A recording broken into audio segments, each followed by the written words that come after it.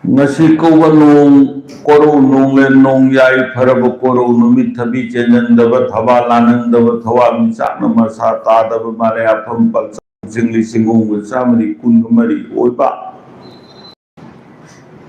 thawan thagi taraga tarukpa anba lamai koro ase masida salai kun gi mai kai dagi palem imana leipak thauga yawa pausana jawo haidana lawai koiren thakta thangatna pibirakpa yawa paramdi nahanong langhei kumsing amagi manungda leirakpa tha aduda pokpa angang nawagi mapok masat masinlongi mathangda mathang tawatpana waksing phai lamta thabu mahum mapu phakre asina sajibu hariba thase masi matangda leipak miyam mangda yawa paukat jage soi ki lan kiba ye oi ona kiba thoi ahen naiba mayam punama leipak miyam na koyum lai ka pangkat na leipak miyam na leipak ni dingthau na nakpiyo sajibu thadi kari thano haibada palema na takpibada sachi lam sayang lam sachi machi phengba lam tungin nana lakpa lam tungin tungtha tungoi na balam liri lisu litha na batha komu tuteng lon batha haisna hailuk lok batha tha madi thachi ne machi punamak lok batha ne thachi machi lok patha tayum nongmai lon batha hai ha khai jam na batha talung lok chin batha tha madi thawan liklam li batha ne ai nangi nang ai amadi ai ne hanana pale ni man ta biyo paramasi khajitang lai ko balonda kari haibano haidana mayamna khaminase nawachada nawdalongi warida wakchin thadadi panthau ipagi kopi koklen nungda taibang liklu yai mabu singkhatana thamre thairenda milu napong animakta phailoe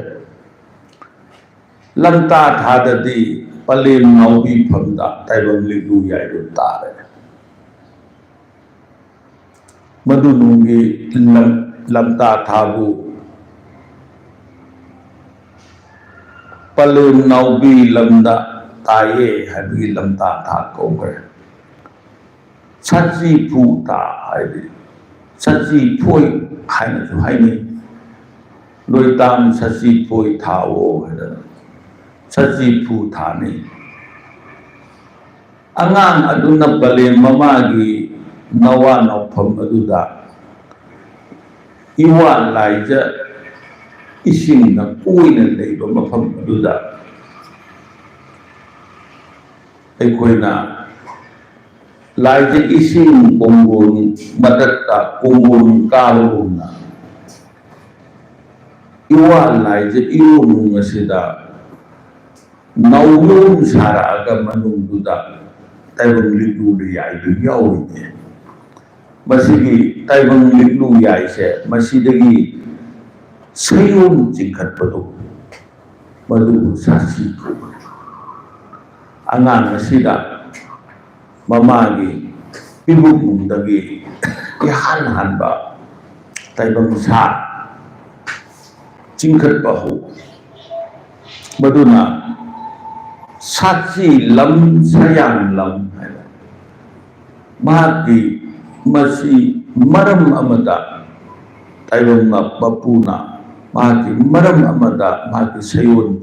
ꯆꯤꯡꯈꯠꯂꯛꯄ ꯃꯇꯝ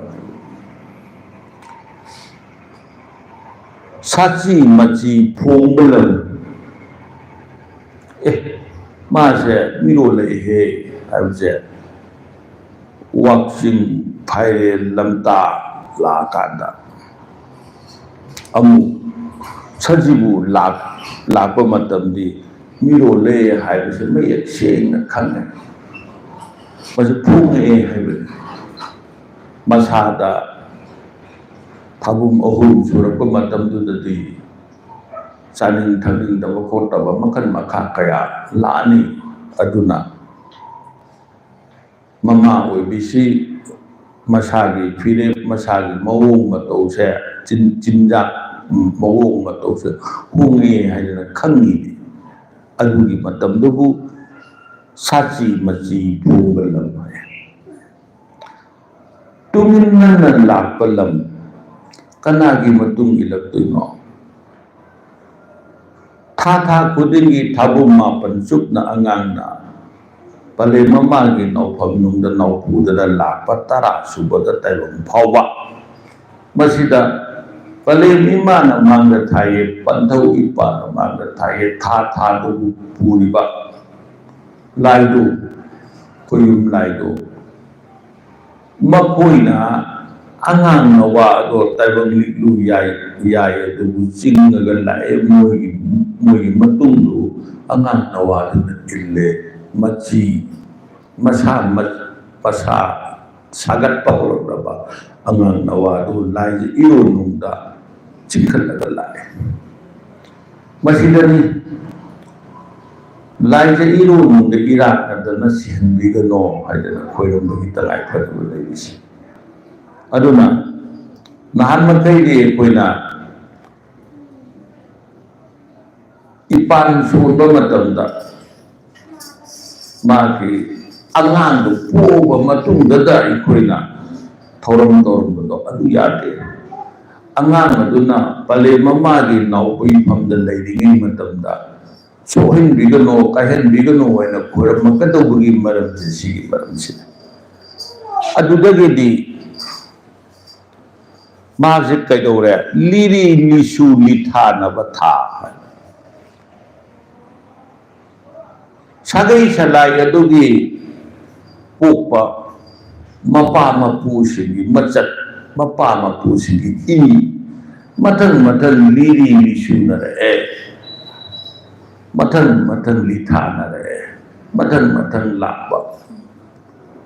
मसादु सागलक्पा चिंखलक्पा सेंगलक्पा होराबनिना मदुदा लूटु मयाम मथन सेमकदोरिबिनिना मदुदेदुदा सगै दुगी सलाई दुगी मचत मयाम मथन हाप होय अदुना अदुबु मसे थासिदि मसा सागलक्पदुदा टेक्ता कायदबा पांगसोई सोइनाइदबा मोंगदा सागतनिंगे कोइ ma'am Poonam मरमदुना मदुगी सोइनाइरक्तनबा मरक मयादा मंगंदनबा मागसे Koyna कोमु तुतेंग लोनबा था कोमु तुतेंग लोनबा दे पलेम बिबुक नुंजे कोमु ममनि o mamagumba masidai sida amuba awaba angang gi naupham manunda angang si manda si bisu yai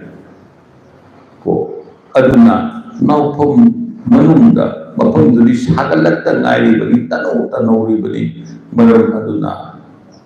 pandi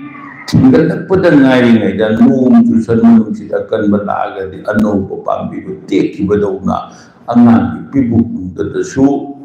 angang orakaduri batai bang lidu yai do man kibiya ba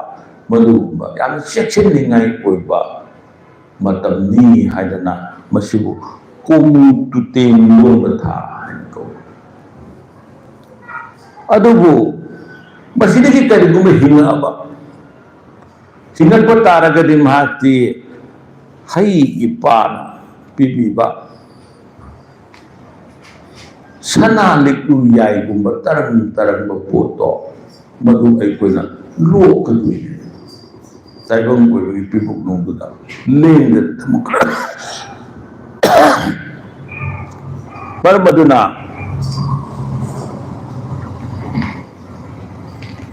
मधु कोई न करी हाइगेदा हाइस्ना हाइलुक लोक था अदुना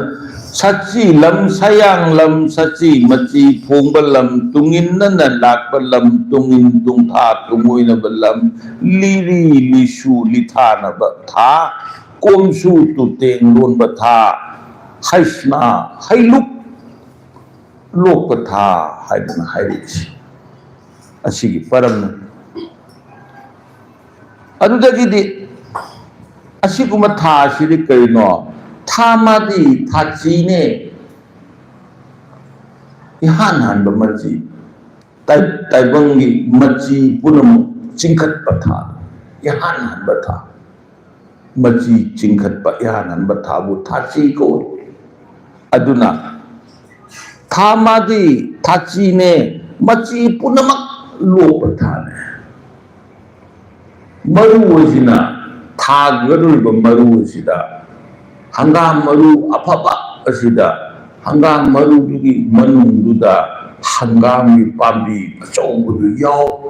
यावबदुनेबा मधु फुटुरप हौरप ngambagi पांगल पुनमक्तो हंगाम मरु दो पुरप यावप सबाय तौदना अंगांग पिकिबा अंगांग दुदा हयेंग माना ताइबम फावरपना चावरा अबा मतम दमा वखल लौसिन लाकदबा मिचतनी फावना कदबा पले चिंता पांग कदबा पंथौ चिंता पांग पदबा पुनमक्तुगी मची पुनमक्तो मधुबु मतम दुदा यावबदबु ओइरपनिना मची पुनमक लोपथाने हाइस थाची मची लोपथा हन थोए तयुम नुंगमाई लोन बथा तयुम मबिरी कना करिनो ताइबंगु तयुम कोए खुयुम हाइरगना ताइबंग पानब मपु खुयुम कोए सिना तयुंगा खुयुंगा खेनबदी असैवाइदा खेनेगे अदुना ताइबंगी खोइदा मयुम सादना लैबा मयुम साय हाइना ताइबंग हक्चांग नुंदा मपु माना लेंसिंदना लैबी हाइना खनबा मतमदा मपु मादो अइखोइना खुयुम हाइना कोइ अदुगा ताइबंगी करिनो ताइबंगी मोंग संगाई सारगना मफम अदुदा महात्मा मयुम सादना लैबदुबु करिनो हाइरुमतमदा तयुम को सिना खुयुम तयुम अनीसे खेने तयुम नि ताइबन में खुयुम ना लाई में अदुना तयुम नोंगमाई लोनबा नोंगमाई हाइबदी नोंग हाइबदी करिनो अमंबने अमंबबु नोंगे अमंबदी करिनो पुंसी ने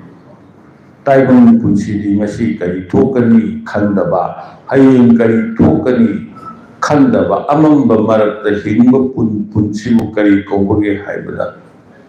नोंगी पुंसी अमंब पुंसी नोंगदा लैबु पुंसी ले मरमदुना अइकोइना करी हाइरनी हाइदा तयुम ओइबा अइकोइदी नोंगमाई लोनबा हाइबदी ताइबंग हिंगकदबा ताइबंग लमदा थोरकदबा ममाई लैथोपा ताइबंग लोमदा ममाई ताइबंग पुंसीदा ताइबंग मपोकता ममाई ओनसिंदना लापा थाबु करी कोगे ताइबंग नोंगमाई लोनबा था थाची मची लोपथा करब थानो मची पुनमक लोपथाने तयुम नोंगमाई लोनबा थाने हई हा हई चाम न बथा हई हई ई है नते हई ई हया कोई ने hei hairadi taibang ne ha hairadi taibang ne taibang palem panthobu hei ha ko kuyum palem panthona hei haya ko aduna hei ha matam sidali taibang ludin na biyadre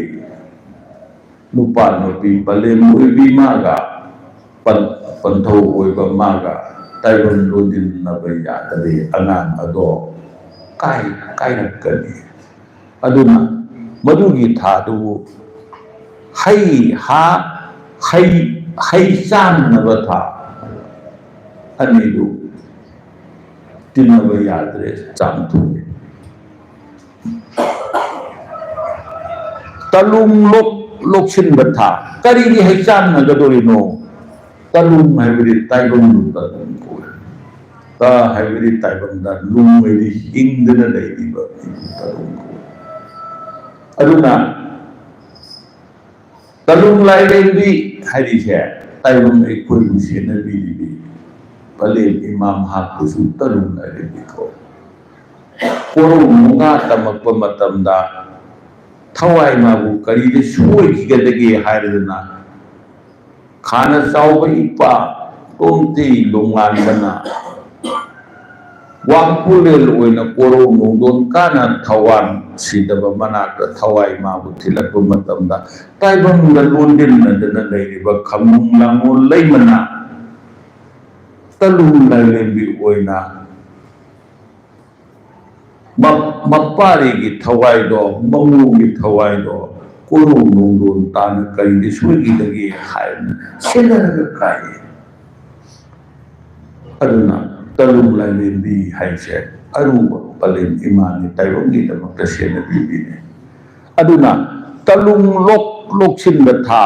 hai palem imana ne palem mama gi pibuk nungda samu sayon jingkhalak abara madu angang na waro taibang boirak na bai na mana lok sin je taibang gi mama bisin mama haibadi pale mama apu pidu kakiwa na tek kuyu aduna talung lok sin batha thamadi thawan liklan li batha ne mazigumba thawan liklam li ba thawan ne dikre taibang thawai wan ba thawai ko wan ba haibadi lok sin wan ba lok sin li dana sumaina tawradana hayeng thawai ama macha ama yaroktana lakpado thawan tha yarokpa matamdi amuk hana hayeng taibang na thorakpa matamda mapung phaba mi ama oirakna bigi damakta noma thawai loi ꯑꯩꯈꯣꯏꯒꯤ ꯀꯔꯤꯒꯨꯝꯕ mobile ꯑꯃ ꯂꯩꯔꯨꯔꯦ ꯈꯜꯂꯁꯤꯅꯦ mobile ꯑꯃ ꯂꯩꯔꯨꯔꯀꯥꯟꯗ ꯀꯝꯄꯅꯤꯗꯒꯤ battery ꯈꯔꯗꯤ ꯁꯣꯏꯅ ꯌꯥꯎꯔꯛꯀꯅꯦꯕ ꯃꯩ ꯈꯔ ꯃꯁꯤ ꯑꯝꯇꯪ ꯐꯨꯜ ꯆꯥꯔꯖ ꯇꯧꯕꯤꯌꯣ ꯑꯗꯨꯒ ꯁꯤꯖꯤꯟꯅꯧ ꯍꯥꯏꯌꯦꯕ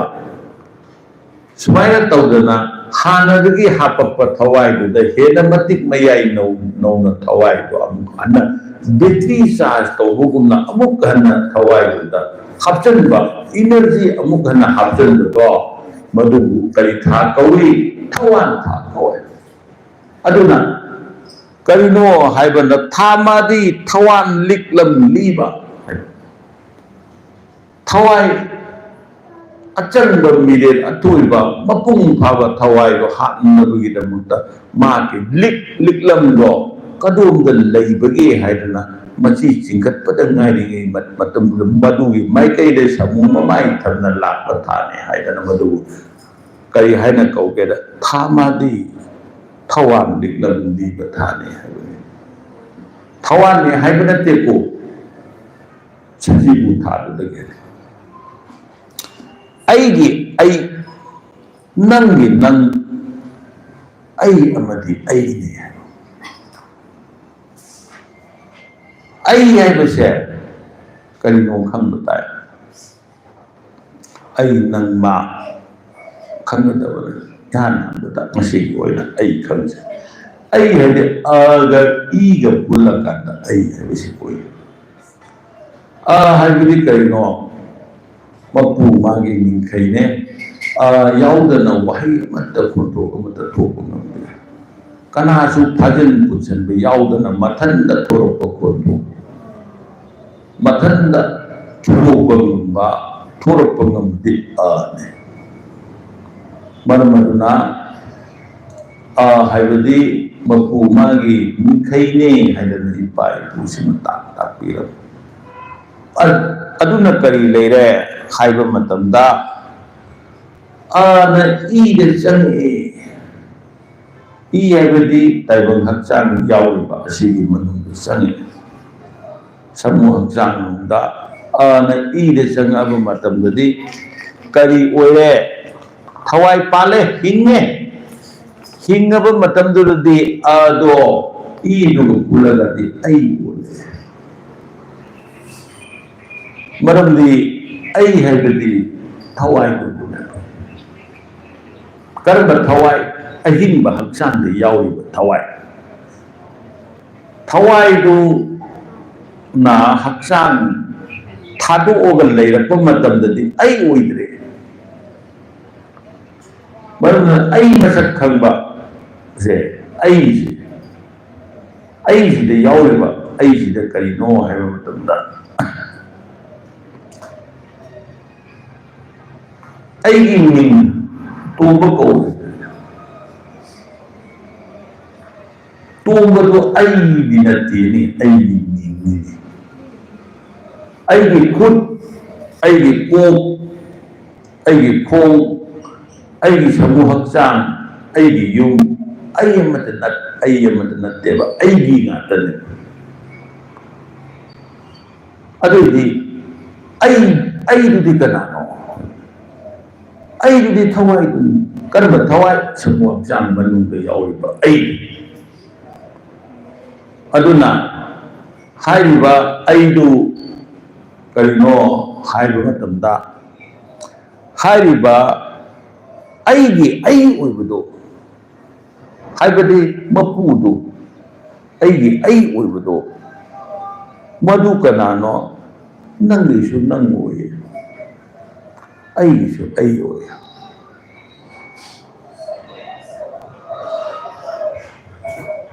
आई अमदी आईने हाइबा तोबा कौबा आईने हाइजिगी मनुंदा आई मखत याउरिबा मदुबु आई अमदी आईने हाइबा मरमदुना पले निमाना सची भूगी मतिक मयाई ताकपसिदा सची लम सयांग लम सची मची फोंबलम तुमिनना लाकबलम तुमिन तुंगथा तुंगोइनबलम लिली लिसु लिथा नबथा कोमु तुतेंग लोन बथा हाइसना हैलुक लोकपथा थामादी थाची ने मसी पुनमक लोकपथा ने थाची मची लोकपथा तयुम नोंमाई लोन बथा है हा हैसाम नबथा तलुंग लोकशिन बथा थामादी थवान लिगलम लीबथा ने आई नंगी नंग आई अमदी आई नी हाइबथा हो सची बुथा को अदुना सची फोई हाइनसु हाइने था लाइता मरम फोई कटले चिंग कटले हाइना सची फोई फू में सेमक नबगी दमक त सायोन चिंग कटपने अदुना साची फू हरिस फू हैबदी ताइबंग हक्चांग फू कोए सफू अहिंबा हाइबदी करिनो हैना ताइबंग हक्चांग कोइना लैपाकी चफू अहिंबदा पोचे हापतनगा तौदना सेंगना थमिदना पोतु अहिंब ओलहलगा थंबने को लसिंग अमगी मनुंगदा हापु हाइदना लसिंग अमगी मनुंगदा लाइगी करिबो पोट अमा ओरसु लसिंग अमगी मनुंगदा इखोइना हापे अदुबु करिनो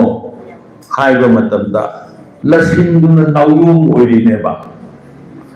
लसिंग लसिंदुना नाउरुम ओइरे हायरगा मधुगी मनुंगुदा पोतो हापने अदुगा पोतो अमुक सफु अहिंबना हापचलो सफु ओइबसिदा बुल्ले पाता साने बा अदुना समूह हक्चांगसे लैबाक साये यावबदी मचन मंगा यावे अदुबु समूह हक्चांग सरुची लैबाक साये हायरदना समूह हक्चांगबु लैबाक अहिंबा हो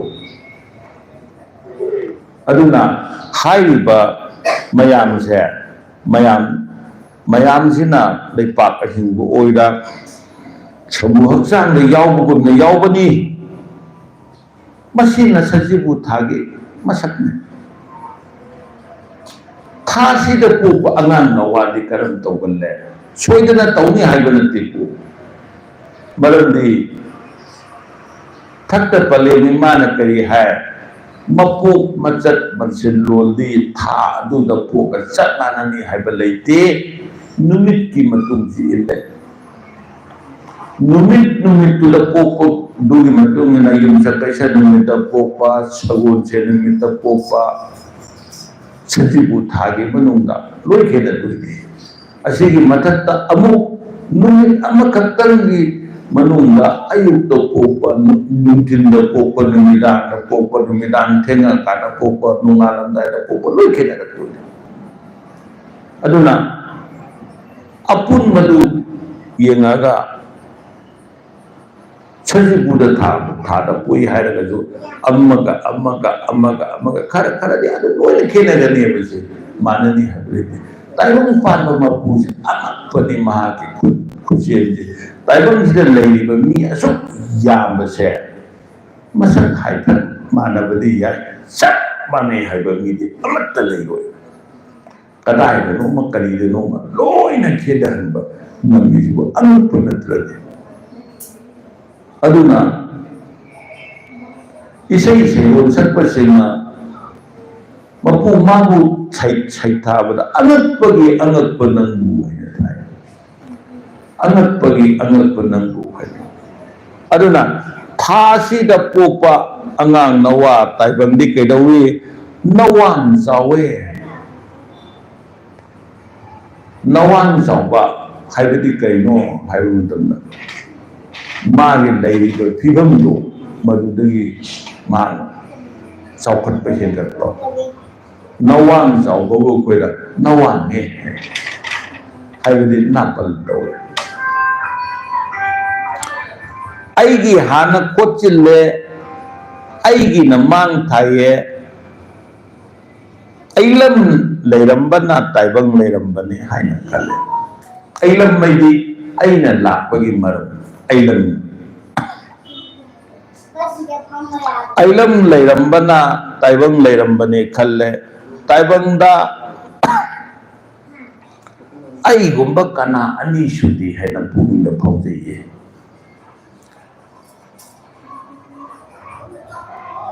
मीनगा हेन्या पुनते हायदना मासु ऐ लै हायबगी करी कुंबा मतिंग मयाय फुदोपा अंगांग नवा ओइगले ऐना महेनगदबने कनानसु कैदौदे हायदना खल्लगा मरिन लिंदु फाये लिंदु हायबसे अंगप्पा लिंनि मसिना सिखरदि मीदो सीदब लेते हायबा याम साथीब लिंना लिन अचौबदि नते लिन मचाने अदुबु अंगप्पा मतिक मयाय महु सेंबा लिंदु को से मरिलदि ताइबंगी मरिलदि कनानसु उदे मनुंद यावने सिना मरिल लिंदु फाबा हायबदि मरिल खाये ऐने याखरबदि याखरे कनागिसु मवा लौना फदे हईसु हासु ऐगी यवा लोइना चटकदबने ऐने सिनगदबने इमुंग से ऐने सिनगदबने इपा इमासु इमासु ऐना हाइरिबसे याबम थोई ऐदे अनौबा मतमगी मीनी अनौबा लाइक लाइसु हाइरुरबनी अनौबा मयाम खंगबनी मकोई थाइने वाखल चेनबा मीनी अनौब थेनगदब परम याप हैबुदो ऐनी हैना मसाना मसाबु नापन काजगनबा अंगा नवा कोइगले मरिल दी नसागी लिंदु फाबनिना येकनब तरा लाख तरामक मथंद पानगरी हैना लैब मिताने चाम लाखलबसु चामग पानगे खनबा ऐसु ऐनी कैनो माना दिंगम लोये हैना खनबा मिता तिनमु तिनकुप नरबसु लाइमु लाइकुप नरबसु ऐगिसु समु इखुद पालिना लाइजे इसिंग चाइना सेंदोकनिना हाइदना पुंग खन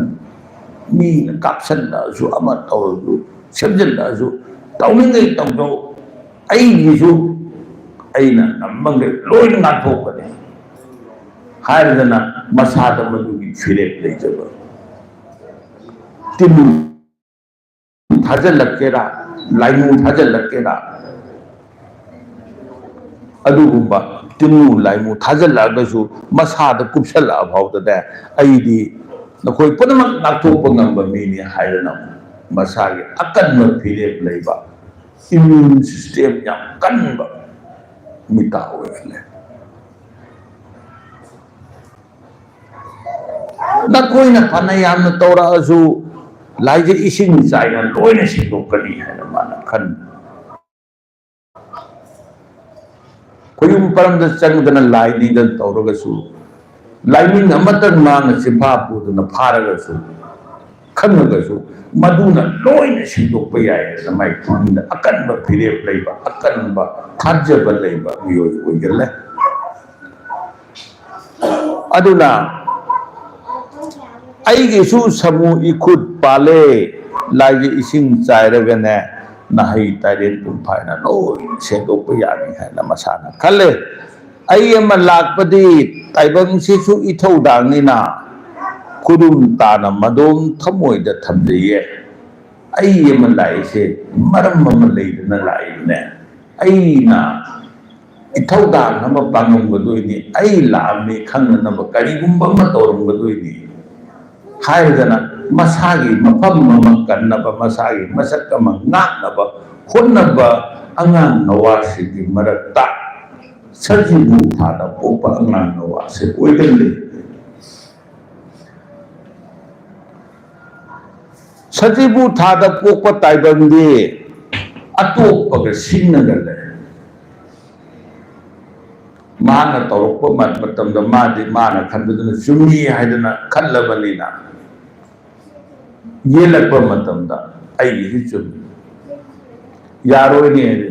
नन थोप तौ ऐ याकि ऐना थोपसे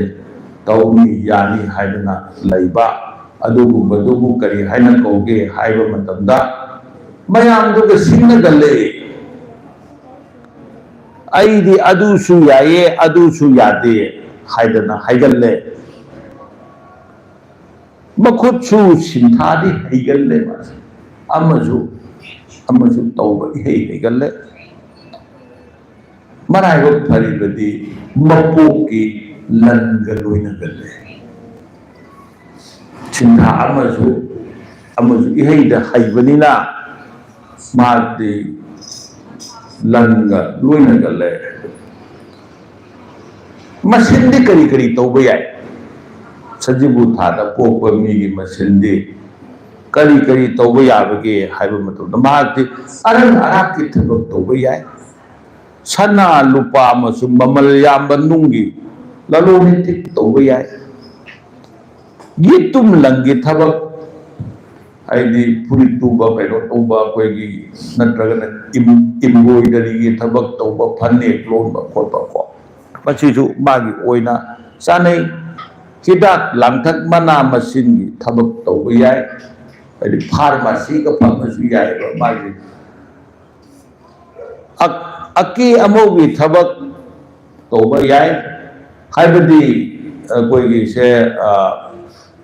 सक्सेम खोटपा मयाम अमा कोइगी तौदनको केबगी खोटपगी मदुगी अके अमगी अमुगी थबक तौबा याय सना लुपा खै योनबा खोटपा अदु तौबा याय इसै नुमाय गी थबक तौबा याय इसै नुमाय सिदा मा कयाना हेन चानरदी म्यूजिकल इंस्ट्रूमेंट सिंसे खोंबा लाउबा थिनबा मखोन थोकपगी थबक से तौबा याय नत्रगना अरांगम फंबा लई लांगबा तो सेंदोक सेंजिन तौबा खोटपा सिजु असिन अरांगी थबक तौबा याय असिन अरांगी थबक तौबा अरांगम हायरगना थौरम लोंदा लाय अदु नत्रगदि खर चाव इबो ओइबा तारगदि मागसि ऑर्गेनाइजर ओइबि यायबा करिगुम थबक अमा तौबा मतंदा अदुदगिदि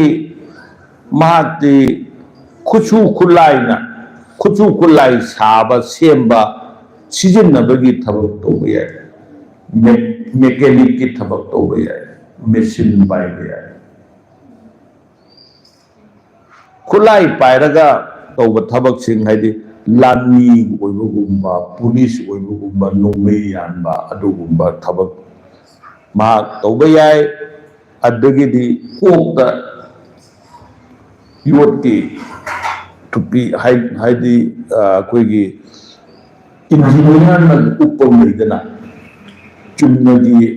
कोइगी गाड़ी मचा थोबा सिंह उप हेलमेट नतब केप मखलम लेरियबा अदुगुबा उपगी थबक तौबा सिंह मा याय अदुदगिदि महांगना मदुगा हाइफेट मानबदि ट्रैफिक पुलिस की जो उपनी ट्रैफिक पुलिस की थबक तौबा याय अदेदी आर्किटेक्ट की थबक तौबा अदु महाग याय अदगिदि महागसी खुजु खुलाई पायरगा संदोक संजिन तौबा को सेक्यूरिटी पर्सन ओइबा याय गार्ड ओइबा याय बॉडीगार्ड ओइबसु याय अदगिदि मागति चै पायरगा ऑर्डर गायनगा तौबो उकिल गुम्बा जज गुम्बा को असिगी फिमु सेटपसिंग अदु तौबा लाव खोंबा बि ऑर्डर गायन तौबा कोलिबा मुंदंगा थिलिदु अदुगुम्बा मा जज की थबक तौबा याय मरमदुना LLB तंबा ML तंबा याबा अदुगी लाइन दि चटपा याबा मिसु ओइ मसिन मागी मसिननि मसी मयाम पीरिसे अमा नत्रगा अमा तौबदा मा से सजिबु थाता पोप मिगिदि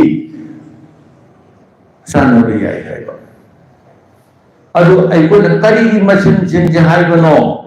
हाइबगि मसी हाइबगदि मसिन दु नतबा ओना तैनबा अमा तौरु तारदि मागी ममाय पा ओइ अदुना मदुगी मसिन सिंदो तौबा याबा सिंदो हाइरकबनि अदुदगिदि माचु मीने मी अमजि मान फी सेलकदोइनि चरै फिजेनरकदोइनि चरै फिजिदा मखल मचु कयानि आरांबा अंगौबा संबा अंगुबा मचु मयाम सिदा मागा सानबा हाइबा ले सजिबु थादा पोप मिदी करिनोदा मचु तरे न पुनबा हाइबा अंगुबा मचु नतगनने मंगरा मचु संलेन संबान नबो मचु हंगाम पांदसु अवो मचु को नापू से खरा वॉक तो याक्शन बना तब अदुगु साने मासे ताइबंगनी ताइबंगनी ओरम स्कूल मत तमने नत्रगा नखरा सावरगा मयु में कई पाले न खलसे ममा नगति नरकदोरे न खलसे करू माइकई द लेबी स्कूल न मान तमर सानगनी करू नाइक माइकई द मयु पांबे यानी मरु पांति न यागद की आय मा सानब माइकई है बोले मां का पुनगदबा तिनगदबा माइकईदुदी करिनो हाइबतम खा वांग द लेबा मिगे सानने खा रोम द लेबा मा नत्र खवा वांग द लेबा को मसी महाका चानब ओय दुना थबक तौमिनबदा माकी यामना कानबसे मरोल तिनदबा मीदगी तिनदबदा कानबा फंगे ममा लोन तिनदबा से हिंदी नांगेरा इंग्लिश नांगेरा को मधुगुम मीगा माका लोइनबा मतमदा कानबा फंगे अदुदगीदी सलुप चिंबा हाइबदी अचौ असांग मिनिस्टर न चिंबा मयाम गने अंगंबा सिंगा लोइनबदा मीगी तुंग इनबा मतमदा ओइजौ ओइथा हाइबा लई मागे मसी मागी कानबा फंगदोबा मयामने मदुगी मदका ताइबा नाइबसिदी अवा अना थोक मुबे यारो नंगकदोइनी करम कांदा करम मिगुप्ता अवा अना थोरकनी हाइबसे खंगौरुई अदुना मोंबा संगाय असिगी मपानदा लैरिबा सिंबोलसे मसीदा हाइना पंथौ इपागी मसक से लैना पले इमागी मसक से करम हैरान नत्र करम उपाल थारगा पंथौ पासक नना अयु नापीदना लैबिगदगी करम लैरान थारगा मागा चुनब ओयरदना पले इमा सत्त माबु नापीदना लैगदगी हायदना खलकपदा करी थोए हाइबा मतमददी मपन पलेम पंथौ सकना हिंगोलदा थागदब उदी तेरा पांबी थाओ अरु तेरा पांबी दिया चाउनी मफमदुदा पिसक पिपा अइकोई युम यामना पुंगा ताबा मफमददी तेरा पांबी दु थारदि चाउरादि अवाबा कोई नेबा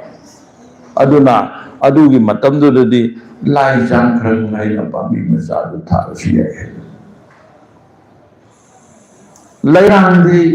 कुसुम लई थाबा मफम नहीं है छिना सजीबु थादा पोको मेदी तेरा पांबी थाबा नत्रगा लाई जांख्रंग पांबी थाबा लैदेना कुसुम लई थाबा अदु नहीं है हवाई मान मचूगी लई थारसु याय हवाई मान मचू से करी मचूनो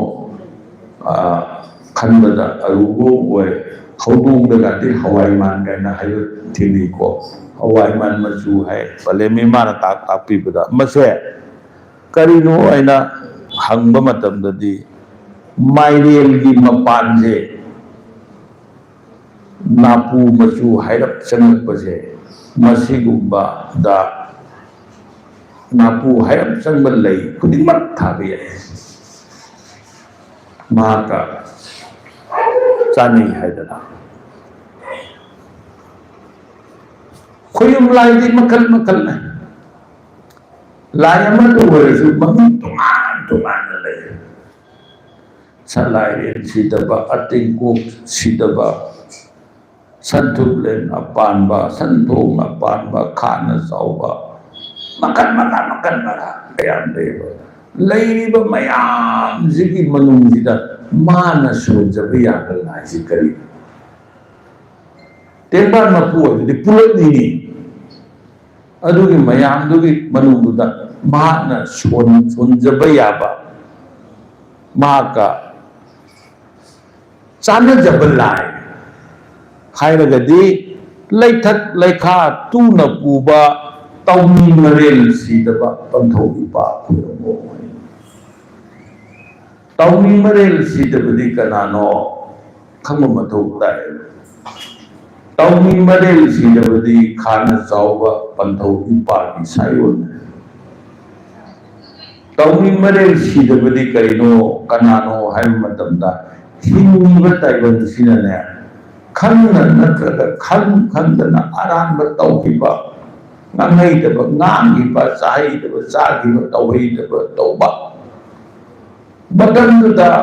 अचुंबा लिखलमद लाखनबगीदमक्ता खोयुम चैबी चैराक पीबीबा वारक वातेलिबा साजै पाइबा लाइने खोयुम साजै पाइबा अदुगा वाये काती थाबा लाइने अदुना महात्ति ताइबना पुंसिगी लाइबक्ता तमक्पा अवाबा लाइबक्ता इरक्पा अवाबा अदुना मरक मरक की अपाइबा तौरुबा खोलपदा को अपाइबा लांफम खुदक खुदक की लांफम जे कनाना थैबिगे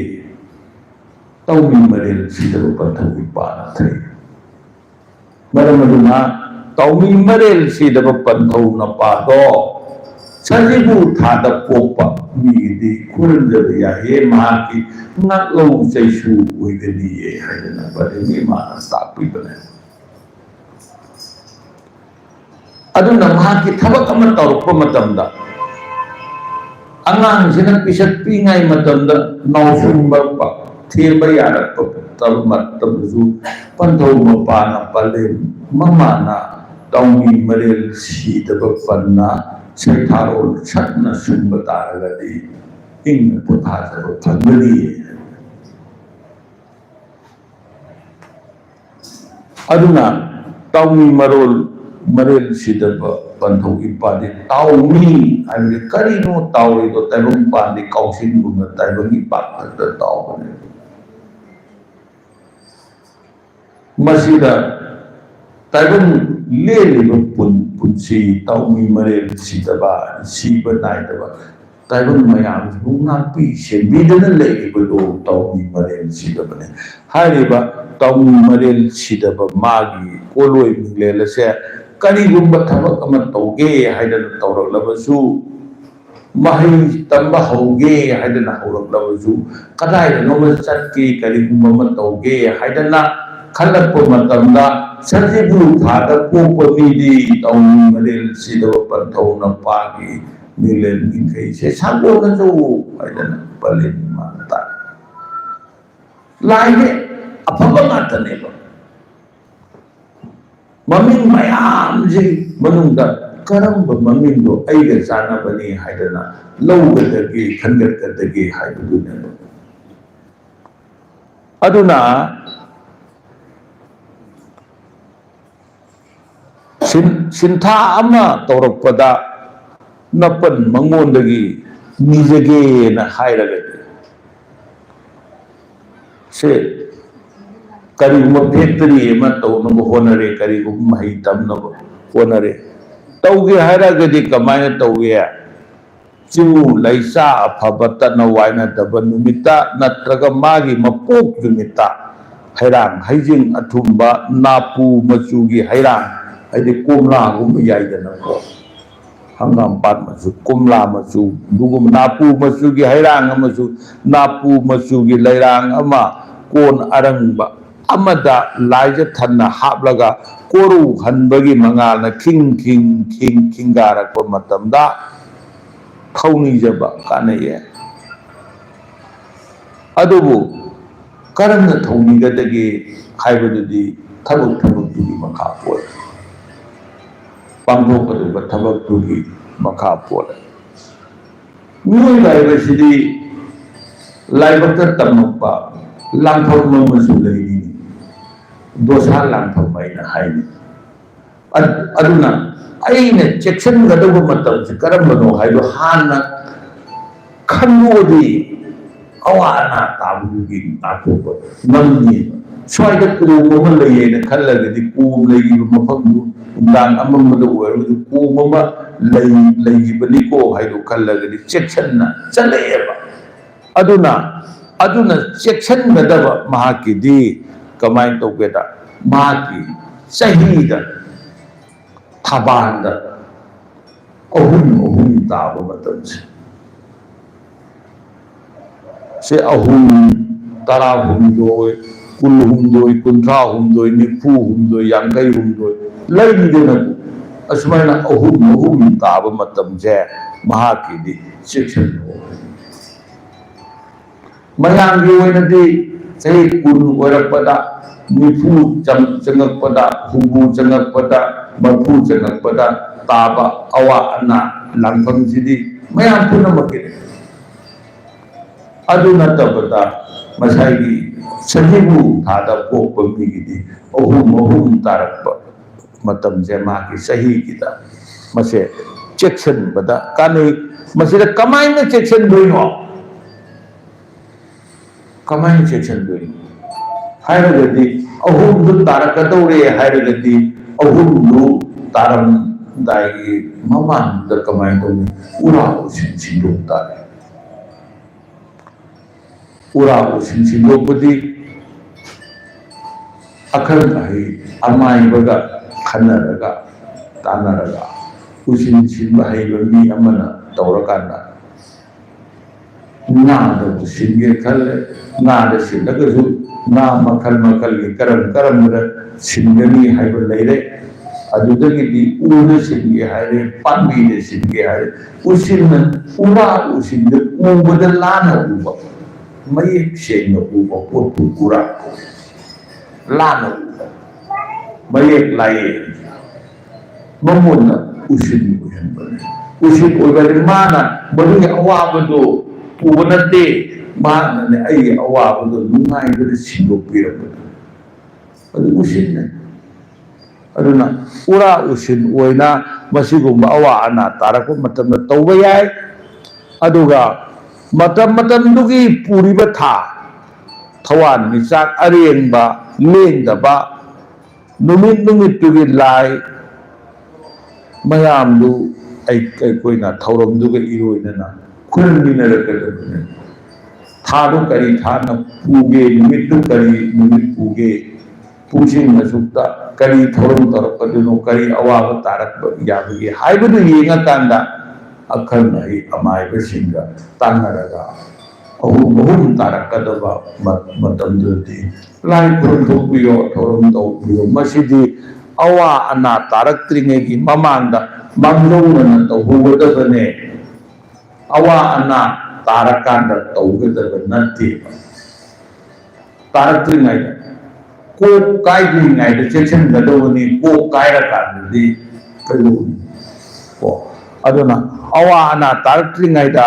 मांगजौनना चेक्शन गदबनी अदुगा करी करी चंगनी पोलम करी चंगनी कमाय तौबनी हाइबदुदे अमाइबो लेचसु सिनी चौराक्पा एकोगी हाइबदुदि लोइबो नाइदे थीरिबोगी सु लोइबो नाइरो अदु पले निमाना मिचंना लेपा मियाना चौराक्ना खंगबा याबा निंसिंबा याबा सजीबु थाता पोपा अंगांग नवागी मपोक मसिनलोनी यवा परम असिन थबिये मसिगिदी मताक नसिदा खैरसे पलेनिमागी कोयुम यवा अहपा पंथौ इपागी कोयुम यवा अहपा लवाई कुरेन थत्ता थांगतलगा लेपा मियाम मांगदा सलाई पुनी माइकैदगी करिसु खंजद्रबा अइना कच्चबा थागच्चबा मतमदा सुई लानजिबा मयाम यौमनी ताइबनी करिसु खंजबने इतिक इपा साबनते अदुबु कच्चबा थागच्चबा सिदने सुईखिबा लानजिबा मयाम यावरबसु नापिरमो लेपाक मियामदी कुयुम लाइगा पाखनैये कुयुम लाई ये पाखन नबले पाक मियामना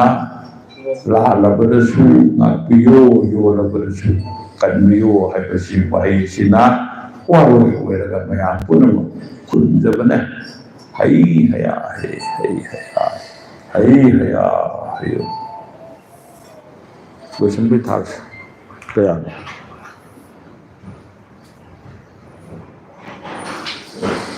मथंगी नोमाइजिंगदी अखोना नामु मथंग युम चलगा असम तौबदो अदुमाय तौदना थोंजुगी फैजा लेतुंदा ꯑꯃꯨꯛ ꯇꯧꯁꯤ ꯃꯌꯥꯝ ꯄꯨꯝꯅꯃꯛ ꯃꯁꯤ ꯃꯐꯝꯁꯤꯗ ꯇꯤꯟꯕꯤꯔꯤꯕ ꯃꯌꯥꯝ ꯑꯇꯥꯕ ꯃꯌꯥꯝꯅ ꯀꯔꯤꯒꯨꯝꯕ ꯃꯇꯝ ꯀꯥꯏꯊꯣꯛꯄꯤꯗꯅ ꯉꯥꯏꯍꯥꯛꯀꯤ ꯂꯦꯡꯕꯤꯔꯛꯄ ꯁꯪꯕ ꯃꯇꯝ ꯑꯣꯏꯔꯒꯗꯤ ꯃꯗꯨꯒꯤ ꯃꯐꯝꯗꯨꯗ ꯄꯨꯡ 7ꯇ ꯅꯪꯅꯅꯕ ꯂꯥꯛꯄꯤꯌꯨ ꯃꯐꯝꯗꯤ ꯑꯩꯈꯣꯏꯒꯤ ꯃꯣꯏ ꯑꯣꯏꯜ ꯄꯝ ꯂꯩꯔꯤꯗꯨꯒꯤ ꯍꯦꯛ ꯃꯃꯥꯡꯗ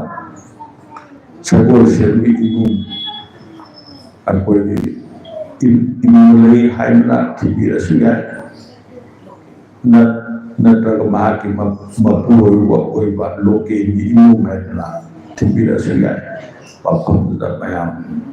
ꯂꯦꯡꯕꯤꯔꯛꯎ ꯍꯥꯏꯕꯁꯤꯃ ꯃꯥꯡꯑꯣꯏꯅꯅ ꯌꯥꯋꯥ ꯄꯥꯎꯀꯠꯆꯩꯌꯦ ꯃꯌꯥꯝ ꯄꯨꯝꯅꯃꯛꯄꯨ ꯑꯃꯨꯛꯀ ꯍꯟꯅ ꯈꯨꯔꯨꯝꯖꯩꯌꯦ